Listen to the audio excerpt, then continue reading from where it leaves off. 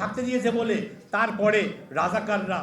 রাজধানীর কাকরাইলে institution of diploma engineers মিলনায়তনে মহান বিজয় দিবস উপলক্ষে আলোচনা সভার আয়োজন করে জাতীয়তাবাদী মুক্তিযোদ্ধা দল।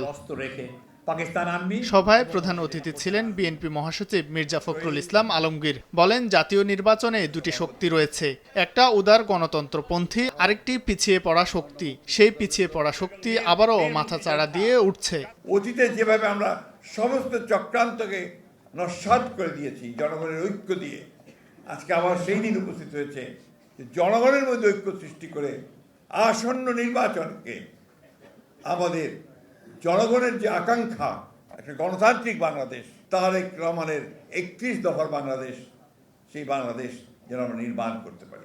একই অনুষ্ঠানে সন্ত্রাসী হামলার বিরুদ্ধে প্রতিরোধ গড়ে তোলার আহ্বান জানান বিএনপি চেয়ারপারসনের উপদেষ্টা মোয়াজ্জেম হোসেন আলাল। আর নির্বাচন নিয়ে শঙ্কার কিছু নেই বলে মন্তব্য করেন আরেক নেতা অ্যাডভোকেট আব্দুস সালাম।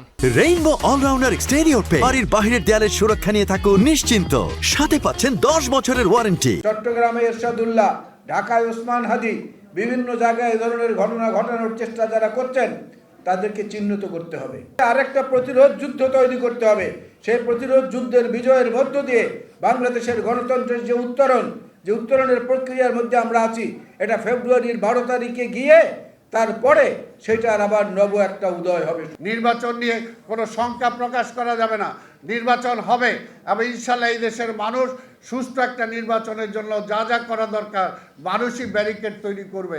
কাজে আশার কথা বলতে হবে, ভয়ের কথা বলা যাবে না।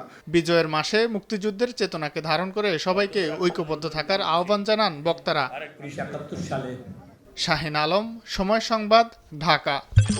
শহীদ জিয়া